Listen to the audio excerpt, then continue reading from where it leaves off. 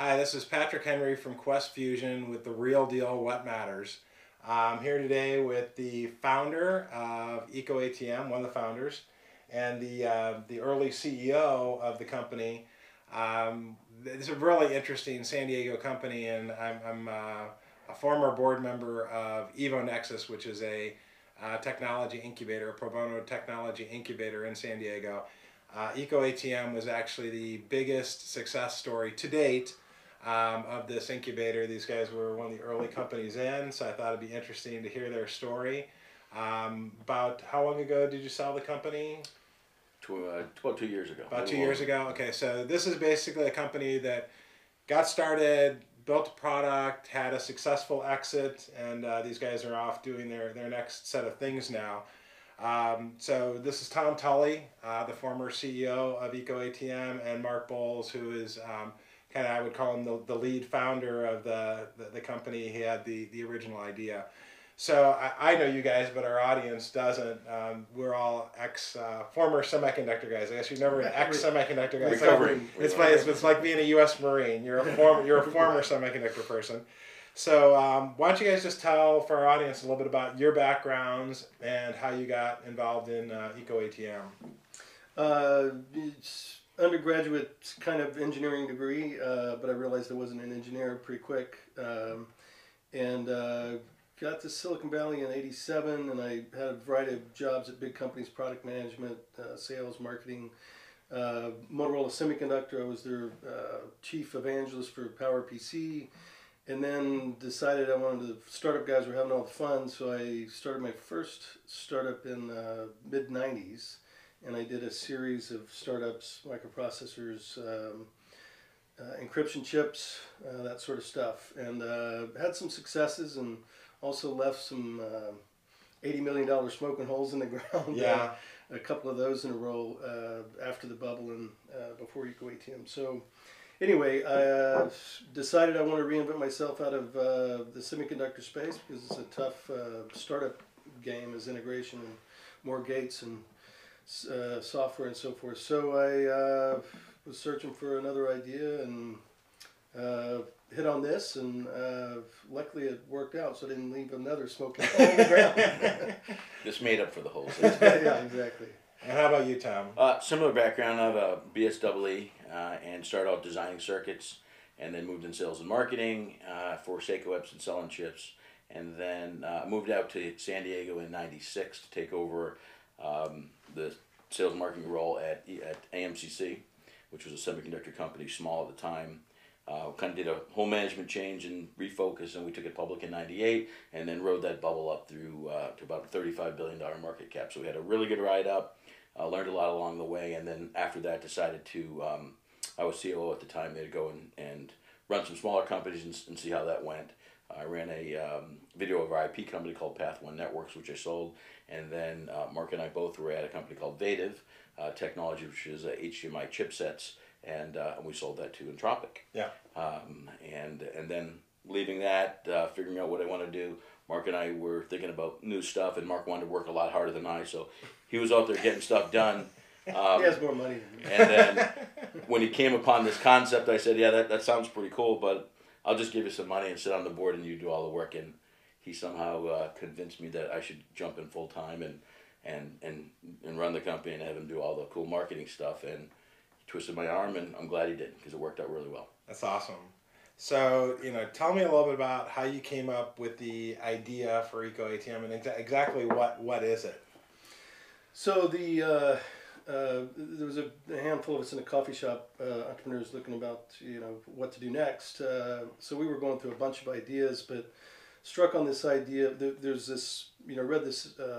Nokia did a survey, worldwide survey, 13 countries, 6,500 households, in the summer of 2008, and the main question was, have you ever recycled a mobile phone? And only 3% of people said yes. And as a technology guy, I see these really sophisticated devices, and people keep them for 18 months and then throw them away. It's like, that has a lot of life and a lot of technology left. Yeah. And there's people that want that. And so I did some research and figured out there's this giant underserved, starved channel for used phones. Okay.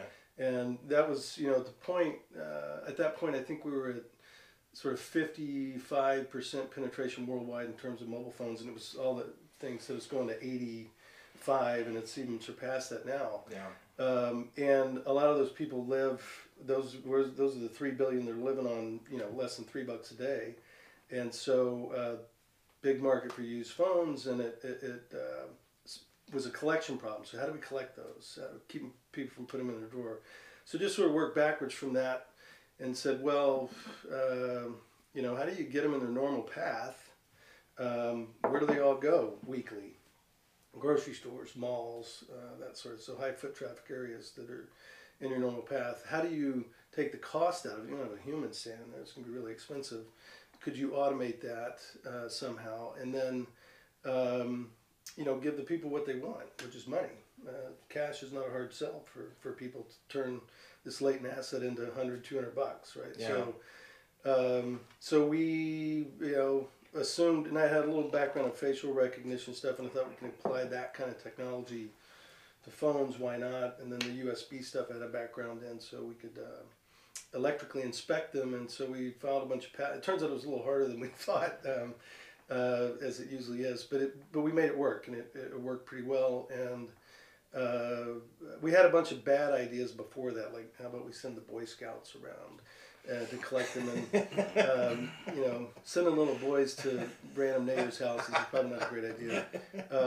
Anyway, we went through some bad ideas, but struck on this as a technologist. Went to the technology, and the concept worked, and it fascinated people that you could have this artificial intelligence, machine vision, and in 3 or 4 minutes get a couple $100 out for something you were going to throw in the trash, and so it worked. That's awesome. Yeah. So you've got these kiosks. I've actually seen them at the grocery store here next to, I guess, the Red Box and things like that. So how did you kind of prove the concept? I mean, this is something where when I first heard the idea, like most things, I thought it was a bad idea. How you ever going to be able to scale this thing? But good luck to you guys. I like you guys. Yeah. But how did you kind of get to a proof of concept where you actually got investors interested and validate the market size and those kinds of things? So that was really hard, and you have to go test this thing. And even after we tested it, I actually went back through all my emails. We pitched 59 VCs before we got ink on a check. That's as many as all my other 5 startups before that combined that I raised $150 million for. Yeah. This was an awkward, weird duck. Wait a second. You're gonna build a really expensive CapEx machine and have all this OpEx and servicing and put it in retail to buy junk from customers and pay them cash? I mean, it just sounds like a bad idea. Yeah. And what sounded like a great idea was put a website up like Gazelle and just have people send it in the mail. You don't have to build all these stuff. It turns out they just bought Gazelle's assets for $15 million a couple of weeks ago. Oh, wow. Well, the problem with that model was the customer acquisition cost ended up being $30, $40 for every phone you got, because you had to advertise perpetually or the stream stopped. And then the mailing back and forth and all of that was expensive. So it turns out ours was the most efficient way to harvest these phones, and it was the most convenient for consumers and so forth. So anyway. But the key to that, to remember that when we were trying to raise money, though, right? So Yeah. 2009, really 2009 and 10, and you talk to the VCs and they want Series B metrics for a Series A round. Right. Of course. Like, oh yeah, show me how the throughput, show me how many phones you collect. Hey, I don't have any machines. How do you expect me to give you that so you can invest to buy machines? Right. So what we had to do, which I think was really worked for us, we created the business in parallel, all aspects of it. So we built a mock-up machine which didn't work for the technical side, didn't have vision systems, but it was a machine that you could go up and touch a touch screen, pick your phone, it would price it, because we know what the price was, we download it, and you had a little lever you could drop it in, but there was a person next to it that would make sure you weren't giving us a brick. Right, but you got the customer, how many people would go up to the machine, bring their phones, put it in, get paid. We collected phones from that, so we built the back end of the channel. So without any technology in the machine, we were able to see, do customers like it? How do we have to price it? Can we get 50% gross margin, or does it need to be 20? We could work all that out, what the channels to sell it were, how do we get operationally? And then we moved on in stages as we raised money. We built some prototypes, and we swapped. As we built technology, we'd swap it out in the same machine. The machine being in the field, we'd take out the guts of it, put in a new camera system or whatever as we trained it. So we built all aspects of the business in parallel. That's how we were able to give Series B metrics at a Series A round, and keep the ball moving up the hill. Yeah. And I think that's what saved us. If we weren't able to do that, if we had to say, give me a bunch of money, we'll go do the technology, then we'll test it, then we'll go build it, we never would have made it. Yeah, I mean, we had it was just incremental proving it, and we had to do it over a couple of years. The first step was getting Tom. We were punching above our grade to get Tom at the point that we did. And I got him we put the first machine in Nebraska, Omaha, Nebraska. And again, it was just a wooden box. Right. It was pretty, but it was just empty and had a touchscreen on it. And customers were lining up 45 minutes. And at 9 in the morning when they opened up, there would be a crowd of people at the door. The manager had never seen it. Opened it up and they rushed back to the machine. So we, immediately when we put it out, and the press shows up and everybody loved the concept. And so I kept telling Tom, you gotta get. So finally I said, hey, come to Nebraska with me the last day of the trial and see it for yourself. And Tom was kind of reluctant, like, So he came out, I talked him into it, and we got there, and there's a 45-minute waiting line. And Tom starts talking to the customers, and they're all just really excited. Yeah. So I got him as a believer because, look, it works. This mousetrap will catch mice, and there's a big market for these dead mice. And so he got excited. And then, we built from there. We built a few more machines, and then we built a few more and replicated that across a bunch of different venues. Yeah. But again, we had to do it. It was such a weird idea. We were killing it. And just a quick anecdote, one of our, I'll say it, Kleiner Perkins, they were really excited about it, and they were looking at it. Sure. We went up and had all the meetings, and we got in the giant conference room Right. with 50 people in Right, there. right. And we're going to do this deal. But we're going to switch you from the Enviro team to the digital guys. Yeah. So they need to make one more trip down to see it. So they send all right, good, we got Kleiner Perkins in. They send the guys down to sort of as the wrap up, and so let's go visit a kiosk and just see. So we go out to North County Fair, 30-minute waiting line. Customers are gushing. It's great. We open up the machine. So many phones. They spill on the floor. We put it back in. Everybody thinks it's great. Let's see another one. So we go to another mall. Same thing. Customers are raving. It couldn't be better, right? Right. Go to a third one. Same thing. So we walk out in the parking lot. What do you guys think?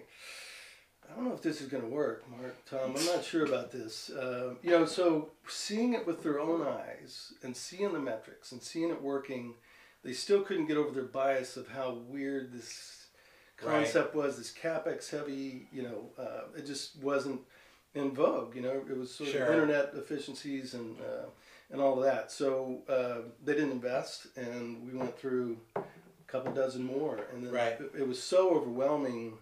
We had 20 machines at that point by the time we raised Series A. We were almost break. I mean, we could have gone from there if we were if we wanted to sort of organically grow it, which would have been a bad idea. But finally, we got Outerwall was read by Coinstar at the time, and then got another VC, and we got proper funding, and we could make. So you had a strategic the final technology, which was fully automated, so we could finally take the staff away. But it was a weird one to get funded into. Yeah.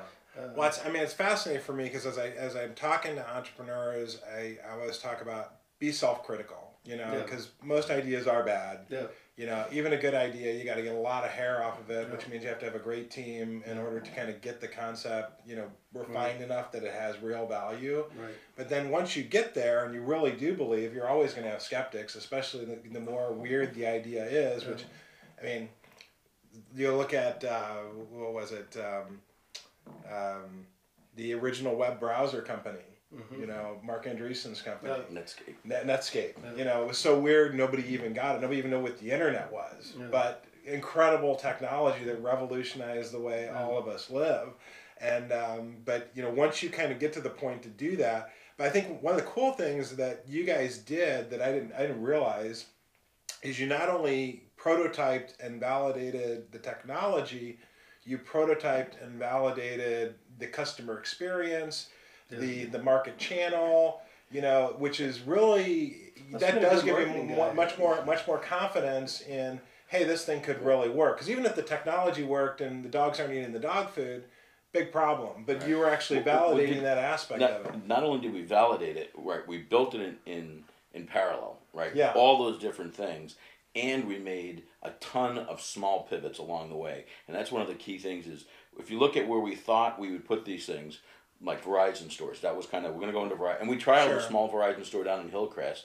It did okay compared to the amount of door swings it had. We probably got 50% of people through the door actually sold. That's a huge amount, but not enough door swings to make a big dent. Right. But then, I remember we had, just before Christmas time, we had a discussion about, and saying, let's go put them in malls. And I remember a sales guy at the time was like, no, we can't do that in malls. We can't control it. We need to be where the people buy their phones. Right. We just, and it said, you know what? Let's just go do it. We just try it. Let's go see how it works. Yeah. And we go, but to do that, we have to pay cash because there's no one to monetize it with a receipt like the original plan was. Sure. Right. So we put some in there with handing out cash after it happened, and it killed it. And we realized, it's all about how quickly people can get back, see the machine, get back to the store, and bring their phones from home. Sure. And so we just we changed our go-to-market strategy. We changed our technology platform along the way. We changed how we were going to sell it. We were going to sell to consumers. We were going to sell to 3 buyers. We just kept trialing it all in parallel, and it worked by doing that. You know what the lean startup stuff that everybody's talking about is great. It gives a vocabulary and concepts where people can quickly grasp some concepts that are really important. But most of that stuff is more easily applied to sort of software and iterating in a mobile app or a web app or software service. We did this on big iron hardware. This was before the book came out, right? Good entrepreneurs have been doing lean startup stuff forever, right? Particularly when you're spending your own money. Right. You don't want to make mistakes. You don't want to just guess, and you want to figure it out pretty quickly if you're going to fail. And but applying those concepts again that good entrepreneurs have been doing forever to big iron hardware that sits in retail with the consumer component and all this stuff, and it's hard to iterate big iron hardware real quickly, right? And I think we really did it the right way, and it was about as efficient as it could be done. Proving all of it as we went. It still wasn't fast enough for our potential investors, the 59 that walked away. But yeah, I'm sure. Well, I mean, that's the whole thing, that you guys, once you did convince yourselves and you continued to listen, and incrementally evolve both the market channel and the product, then you were believers. And if somebody comes to me and they're not on fire about it, especially even if it's like an idea that I can immediately wrap my mind around, I'm like, if you're not excited about it, how can I get excited about it and put money into this deal? This is crazy. So you guys had a passion for this, and you really did believe, and that gave you the tenacity to go out and knock on the 59 doors. And I've been through those post-downturn, after 2001, money-raising opportunities for startups, and been in similar situations where, hey, you're knocking on 30 or 40 doors and nobody wants to do it. First thing I do is like pull the person out from underneath their desk just to get them to talk to you. And then once they do talk to you, they want to operate like a bank, not like a venture capital company. It's about capital preservation, not taking any risk with my money. So kudos to you guys for getting that done. I believed in the idea strongly enough to, but this is before the first trial. Yeah. But I knew my other ones would work. They ended up being smoking holes in the ground too, because you're always excited about it, you don't do it. But I knew this one would work, and sold my house, bottom of the market, to be able to fund myself and the company going forward. Took my kids out of private school, sold their their college funds, and I got it all back. It worked out. They're fine. They're in college, but I believed in it early. And to your point, you got to really believe in it. If the entrepreneur doesn't believe in it, then who else is going to? Right. You got to start there. Yeah, absolutely. But you believe in it. Guys like him believe in it. Yeah, and that's getting a good team. Yeah. So you have a good team. You get hair off the idea. You continue to refine it. You continue to listen to your customers. Yeah. And then you'd be tenacious, and you've done, all those things, and that was a big part of the success. Not just the original idea. A lot of other people, even if they had this original idea, they wouldn't have gotten it to the place that you guys did because Yeah, and I of think who you are and what you in the know. capital part, most entrepreneurs would give up at 20 now, or 30 or 40, but we just kept piling on proof, piling on world class people. Everybody in town wanted Tom. Everybody in the valley wanted Tom, and I talked him into doing it, and that added a lot of gravitas to the whole thing. Still took us another year or so to get it funded, but it was we wanted the right terms, and we wanted to be able to prove what we knew we could prove to have the valuation that we wanted. So we clung to it like a couple of barnacles and got it to the point where it was undeniable. Yeah. So I remember early on, obviously there was a big green movement. You know, I guess there still is, but you just don't hear about it as much now. So you guys kind of jumped on the green bandwagon. You know, how did that work? Was that resonating with investors or the business community, or how did that I think go? it did. I think that's one of the key things we were talking about. Well, what do we do next? Is what market? It's hard. You have to be able to go to a market that you can get funded in. Talk about semiconductors. We said we're not getting funded. Even we had a great semiconductor idea right now, right? Yeah. So where are people funding? What's the hot thing? It just helps you if you get a great idea in that space to make it work forward. So I think that definitely helped get us in front of the right people. It just, because it was such a different idea for solving the environmental problem, it still was hard because of the technology side, and a lot of people had been burned in kiosks and self-serve and all that sort of stuff. So kind of almost like the telecom side, people, it's kind of a telecom play, even though it's not telecom, but it was, people didn't want to invest in that. So yeah, I think from a consumer standpoint and from our retailer host partner standpoint, that was that we had a tailwind that was good. From a investor standpoint, well, there was a bunch of people, clean tech investing, and the thesis for all that money wasn't us. It was solar. It was alternative energy of different kinds. Yeah. It was sort of some of it was big capex kind of things, but it wasn't retail consumer stuff. So we didn't fit the thesis of any of that. That's and we learned that along the way. You go talk to those guys, and we were an odd duck to them too. From a VC standpoint, this is a weird deal that doesn't fit anybody's thesis, right? And so that was one of our challenges. Until after Series B, when we were going to raise Series C, which we ended up raising a mezz round, but until that point, because then it was all about green, as in green money. Yeah. And all the Kleiners and Sequoias and all the guys who said no to us early were trying to figure out how do we get into this round now, because it's about showing revenue and showing profits. Yeah, getting to scalability. Yeah, scalability. And it's just I put money in and this happens, right? Well, and the other constituent that was important on the green stuff was ourselves. We felt like, and people still do, that they're doing something noble. It's not, we're not building bomb fuses or whatever. It's pretty clear that what we're doing is, I think we're close to 6 million phones recycled, and I don't know how much money, but 200 million plus paid out to people, and that stuff would have been toxic landfill instead. It was sold, and it's in the hands of other people, and those people have cash or spend it back in the retail. It's a pretty big stimulus package that came from not just the ether, but from what would have been toxic waste and now is not. Right.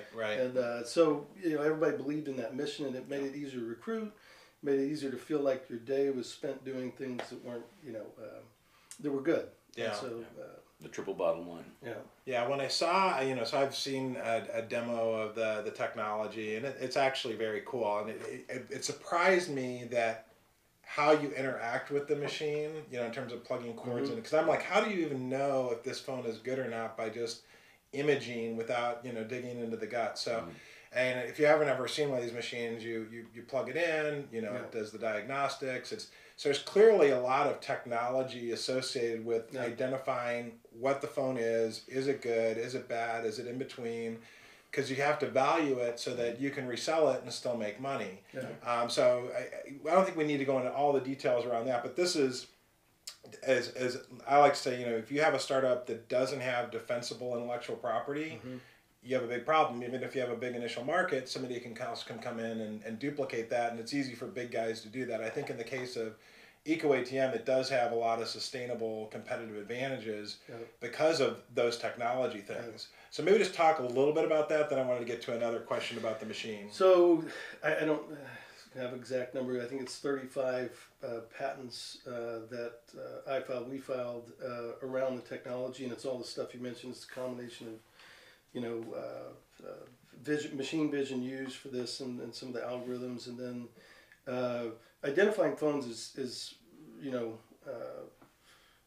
not as easy as it sounds. It turns out the smashed ones, you know, smashed iPhone 4 versus an iPhone 4, those look really, really different compared to an iPhone 4 versus an iPhone 3. Those, you know, so anyway, the ID was harder than the actual grading of the physical damage. Oh, wow. Okay. But we got a bunch of patents on a whole bunch of stuff, and there's a bunch in the pipeline. I think there's 9 issued now, or 10. But the rest of them, it was pretty greenfield when we started because nobody had done this. Sure. So we have a nice path, and then we did it, you know, internationally and so forth. And I think it's a solid IP. Usually, it's, you know, there's lots of ways around it, and but we have such a solid portfolio that it's a pretty good barrier. Although, you know, never say never, right? There's lots of ways to accomplish different things, but it was an important piece, I think. Yeah. And so then one of the things then when I saw the machine, and you know, is how do you prevent, or at least try to prevent, people that have stolen phones or lost phones, and you know, you validate the identity of the person, and how does that work kind of state to state, municipality to municipality, and is law enforcement involved, or kind of how does all that stuff work? Yeah, that's a pretty interesting thing that we learned about very early on, right? Interesting is a good word. So, when you read the letter of the law, in some places it would say that there is no law that would handle us because we're too new.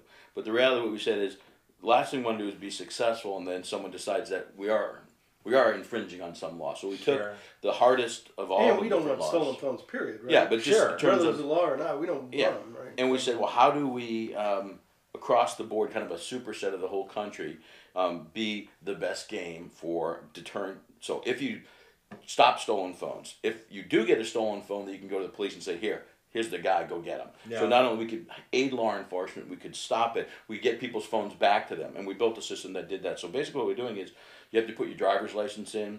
We validate the driver's license both electronically with the technology in the machine, as well as we're capturing pictures of the person, and we're sending back the picture of the driver's license and the picture of the person back to our corporate headquarters, where we have people actually verifying that is the actual person. It's not just facial recognition. They're actually we actually have people, identity. Clicking through and say, yes, that's you. Yeah. It's not, take off your hat, take off your glasses. We need a better shot of you. Wow. So you can't kind of hide behind that. We take a picture of all the people around. So in case, they brought somebody else up, but there's a bad guy behind them, we got that guy. And you have to give a thumbprint. And then we have a camera on that to make sure it's not somebody reaching around. We put all that in a big report. Wow. And report every transaction we ever do to the police. If they don't want it, we put it in a database that they can search, private ones and public ones. So we were as thorough as you could get. One of the problems, though, is that law enforcement underfunded in budgets in different places. Unfortunately, the truth is that most law enforcement has gone to sort of, if it's violent crime, we go do it. If it's a petty theft, a stolen thing, they just don't have the resources. And so as a blunt instrument, instead of trying to trace down every bad guy, some municipalities just say, hey, we don't want anybody selling any phones, period. Sure. So we don't want you here. And so we ran into some of that where they just wanted to shut it from a high level because we don't have time for any of this crap. Right. So we ran into some of that. And, I wish I didn't know what I now know about how local, municipal, state, county governments work, because it was really sort of disappointing. Yeah. I wish I was still naive, because I once you see that sausage being made and how it all works, it's you can't unsee it. And but even if it's not the police doing it, we offer service to the consumer, so we're getting a serial number off every device. Right. So if you got your phone stolen or lost, you call us and say, here was my serial number. If we got it in the system, we'll give you your phone back. And we kept everything for 30 days before we sold it at great expense to ourselves. Yeah. In case something was stolen, we could give that back. But you were touching on something, Tom, about kind of as you were doing the assessment, like limiting the liability of the company. So you were trying to find the most difficult law or some. Yeah, so yeah, we looked at, because we could get, it would have been easier. Let's just go into these states where the laws are easier. We don't have to have all this technology and the people in the background. I mean, it's expensive and hard Sure, to get that sure. right. But we knew that, well, we're going to be successful, so I want to start on the hard problem now, not later when we had to run to catch up, right? So we started on the hard problem right out the beginning. We took actually California laws were, I think, the worst of anyone in terms of the most critical on what you had to get and timing. And we just went to the built that all out, and then we went into areas even where they didn't have laws, and we'd offer stuff to, we'd call the police and we'd call the city and we'd say, hey, by the way, we're here, here's all the stuff we can offer you. If you got any bad guys, you have a list of bad guys you want us to not buy phones from, we can do that. Okay. And we just kind of went forward and said, we're going to be the best thing for preventing stolen phones and for helping you with Police love us and still love us, and we have great relationships all over. And we do joint training with them about how to handle stolen phones, how to prevent that, and because they, if there's a bad guy, we got all the information for them to have the evidentiary chain to prosecute them every time. Sure. And so they love us, and every now and then a politician that wanted to get some press, that didn't go well for us. But the police would go back us up in almost every place and say, hey, no, these are good guys. Okay, cool. So then you guys decided to sell the company. Were you profitable before you sold the company? No, the plan of profitability, but the actual time when we closed the deal, we weren't. Okay. But we're kind of in crossing. We crossed. I think we went profitable within a month or two of actually closing the deal. Okay. So, and it was pretty easy to see. And that was while you were still making pretty substantial investments in market expansion and technology. Kind of when we ended up selling the company, we just raised in February of it was 13. We raised $40 million mezz round, and that was to go from 300 machines to grow fast. Right, we now had the machine that was we knew how the different areas worked within the country. We knew what the machine worked. We had the technology right, and we could scale without having to be afraid that we'd have to pull all the machines back. And we had some big deals in the pipeline. Yeah, we had big deals at Walmart and other places going. So we could do the reason we're going to roll about 900 out that year, and we needed about 400 or 500 to get profitable. Okay, so that was where the curve was, and it had a lot of money. Didn't need to sell the company. We had once you're raising mezz, as long as you're spitting off cash, you can just keep raising it. Sure. Very non-dilutive type situation. So, right. And we had a lot of money, so we didn't need that. So we didn't need the Series C. We didn't need to be sold. We could kind of control our destiny, and we had thousands of opportunities of where to place. Weren't running out of market, so it was a perfect opportunity for us just to put the pedal down and go. And it was easy to see when you could cross profitability because each machine would spit out an average of X amount of profitability and what do you need to feed the rest of the business, et cetera. So okay, that's kind of where we were. So you made the decision. So how much total money did you raise prior to selling the company? Well, we raised, let's see, 17 and we raised about 30, 31, I think, before the mezz round of equity and a little bit of debt. And then we took the $40 million mezz round, of which I pulled 20, never pulled the rest of 20 down because we sold it before we needed it. It was actually taking the mezz was sort of thing that triggered the discussion on the acquisition because now we had a clear path to IPO and that gave you leverage with potential acquirers that you didn't need them and there was no need to we didn't need money we were going to be way expensive by the time we finished and they couldn't come back to us and say, oh well, you can go decliner and get and do that instead and lose half your equity. No, we don't. I can raise more mezz at 1% equity dilution. So makes sense. And we're now in that business. So it's really changed, what people wanted to buy us for at that time for about $100 million. And I just kept saying no up until they got to 350. And I finally said, okay, well, let's do the math where we are now. Where will we be? When are we really worth 350? What's the risk to get to 500 and above? And at that level, I said, you know what, risk reward where we are now. Yeah, and there was good synergies with. Yeah, I mean, it was with a partner that they could accelerate it. It was good for my staff. It was, so it was. So Outerwall was the eventual acquirer. Yes. And they had Cornstar, but by that time they had Redbox. Yeah, they had Redbox even before. Okay. Yeah, So basically, there was a lot of channel synergies and scalability, capability. They had 60,000 kiosks out in the marketplace. And, So it was good for your employees, that they were going to have a good home with a company that could really scale the company. So what was the ultimate price that you guys sold the company $350. for? $350, and you had effectively like Cash. 40 or 50, 350 cash, and Yeah. had effectively like 40 or 50 in. Yes, about that, right? By So some- close to a 10x.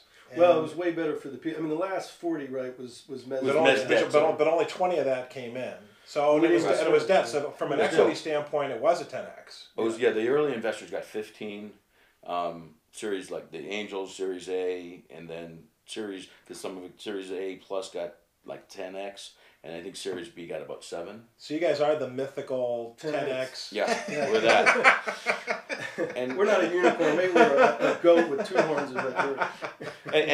and the key I say to that is the reality of being able to do that is using convertible notes early properly, where you're raising enough to get you to the next step, which you can raise a Series A at the right valuation, Sure. raise a Series B at the right valuation, and hopefully, if you don't need that next round to be equity, you can do debt. Sure. Then that's when you can really scale the value for the early investment. So you just had warrant coverage on the mezzanine we financing. did 3.5% warrant coverage and just kind of straight debt. So Awesome. That's on $40 great. million, you know, it's We're not a unicorn. We're a goat with 1 horn broken off. there you go. Yeah. But you were actually on the path to profitability. So Yeah, that was a good thing. Yeah. So that's pretty much all I had. Did you guys have anything else you wanted to mention about EcoATM, or what are you guys doing now? I mean, what kind of fun things are you involved with? I'm working on another one. It's I hate stealth, but as a marketing guy, but this is the right thing to do, so I can't say anything about it. But it's Okay. a really interesting play. It's I'm really excited about it, but even more so than I was EcoATM back. That's in the day. awesome. And it's really exciting. So I'll come back and tell you about that someday when I can. All right, sounds good. And I'm trying to continue the triple bottom line type of concept is, what can we do that's a great thing for capitalism and also a great thing for the world in general, right? Yeah. So I'm working with a company. I'm the executive chairman of a company called Everyone Counts, and we're in electronic voting and voting modernization, and trying to create a software as a service model for voting. Okay. And we're So the elimination of dangled chads is kind no of... hanging chads, no old technology. It's crazy when you look at that we can put men on the moon, we can put rovers on Mars, and we're using paper to do voting, and one of the most important processes we have in the country and the world. So Sure. we're trying to change that in a big way. Yeah, I'd love to talk to you about that, and you're CEO of that company, because that sounds super exciting as well. But really appreciate you guys' time today. This is Patrick Henry from QuestFusion with the Real Deal What Matters.